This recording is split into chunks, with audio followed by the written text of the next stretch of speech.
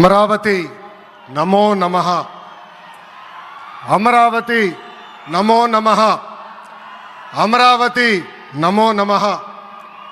వేదిక మీద ఉన్న ఆర్కిటెక్ట్ ఆఫ్ మోడర్న్ భారత్ గౌరవ ప్రధానమంత్రి నరేంద్ర మోడీ గారికి, మన పేదల నాయకుడు గౌరవ ముఖ్యమంత్రి చంద్రబాబు నాయుడు గారికి, నా అన్న గౌరవ ఉప ముఖ్యమంత్రి పవన్ అన్నకి, వేదిక పైన ఉన్న ఇతర గౌరవ పెద్దలకు, ప్రాణాలు సైతం లెక్క చేయకుండా అమరావతి కోసం పోరాడిన రైతులకు, ప్రజలకు నా హృదయపూర్వక నమస్కారాలు. ముందుగా పహల్గామ్ ఉగ్రవాద దాడిలో చనిపోయిన వారికి నేను నివాళులర్పిస్తున్నా. ఉగ్రవాదుల దాడిలో చనిపోయిన వారి కుటుంబానికి దేశం మొత్తం అండగా నిలబడుతుంది. పాకిస్తాన్ గీత దాటింది, అమాయకుల్ని చంపింది, చాలా పెద్ద తప్పు చేసింది. ఒక్క పాకిస్తాన్ కాదు, 100 పాకిస్తాన్లు వచ్చినా భారతదేశ నేలపై మొలిచిన గడ్డి కూడా పీకలేరు. 100 పాకిస్తాన్లకు సమాధానం చెప్పే ఒక్క మిసైల్ మన దగ్గర ఉంది. ఆ మిసైల్ ఏంటో తెలుసా? నమో గౌరవ ప్రధానమంత్రి నరేంద్ర మోడీ గారు.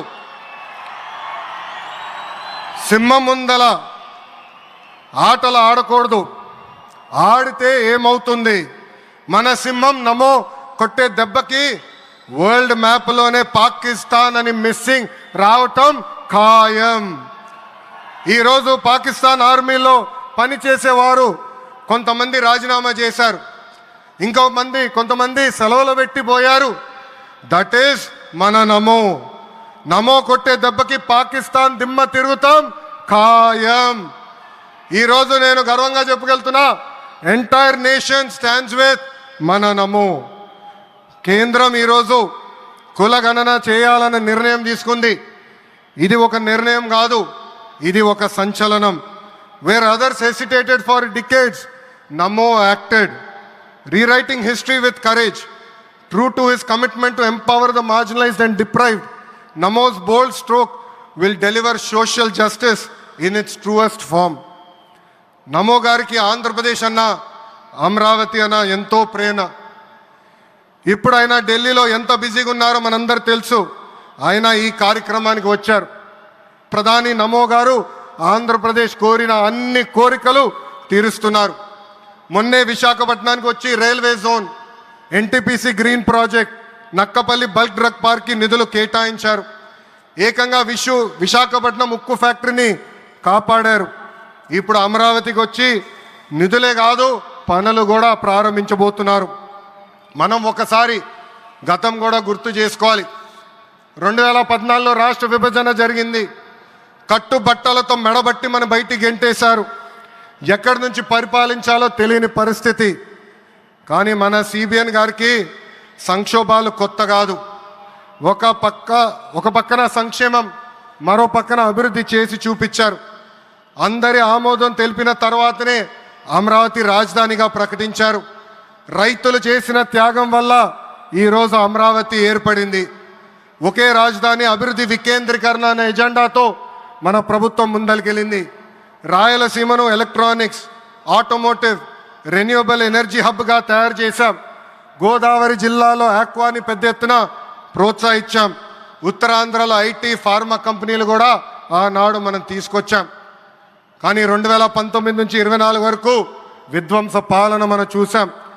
మన సిబిఎన్ పై ఉన్న వ్యక్తిగత కక్షతో అమరావతిని చంపేయాలని చూశారు. ఒక్క ఇటుక కూడా పెట్టకుండా 3 రాజధానులంటూ 5 సంవత్సరాలు గడిపేశారు. 8 ఏళ్ల పిల్లోడి దగ్గర నుంచి 80 సంవత్సరాల వృద్ధుడి వరకు జై అమరావతి అంటూ జెండా బతుకుని రోడ్డు పైకి వచ్చి ధర్నాలు చేస్తాం, పోరాటాలు చేస్తాం, మనందరం చూసాం.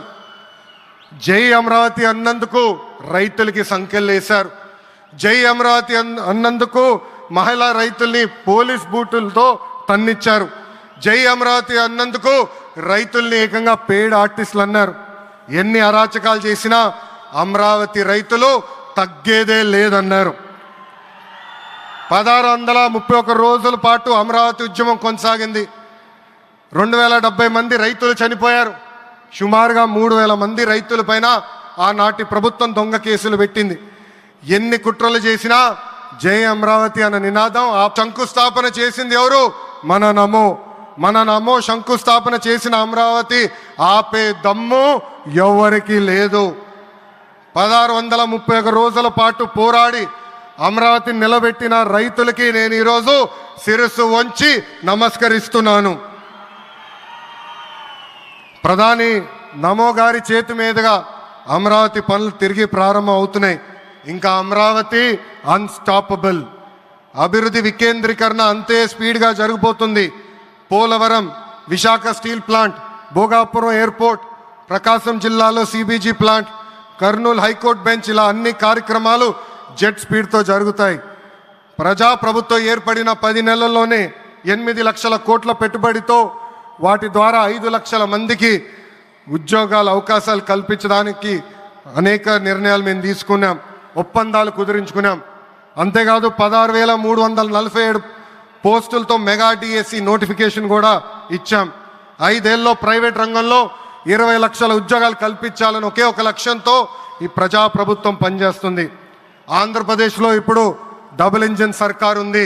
2 పవర్ఫుల్ ఇంజిన్లు. ఒక పక్కన మన నమో, మరో పక్కన మన సిబిఎన్ గారు. అభివృద్ధి సంక్షేమం అనేది జోడెద్దుల బండి. ఎన్ని ఇబ్బందులు ఉన్నా సంక్షేమ కార్యక్రమాలు అమలు చేస్తూ అభివృద్ధి పరుగులు పెట్టిస్తున్నారు మన సిబిఎన్, మన పవన్ అన్న. ఇంకా మనకి తిరిగే లేదు. నాకు తెలిసినంత వరకు ఏ రాష్ట్రాన్ని కూడా ప్రధానమంత్రి గారు ఇన్నిసార్లు వెళ్ళింది లేదు. దానికి నేను హృదయపూర్వక ధన్యవాదాలు తెలుపుకుంటూ జై అమరావతి, జై అమరావతి, జై అమరావతి, జై ఆంధ్రప్రదేశ్, జై ఆంధ్రప్రదేశ్, జై ఆంధ్రప్రదేశ్. నరేంద్ర మోడీ గారి నాయకత్వం, నరేంద్ర మోడీ గారి నాయకత్వం, చంద్రబాబు నాయుడు గారి నాయకత్వం, పవన్ అన్న నాయకత్వం. జై హింద్.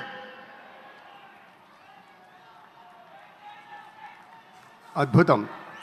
ఒక ఉత్తేజపూర్వకమైనటువంటి ప్రసంగాన్ని అందించారు శ్రీ లోకేష్ గారు. ధన్యవాదాలు. ఇక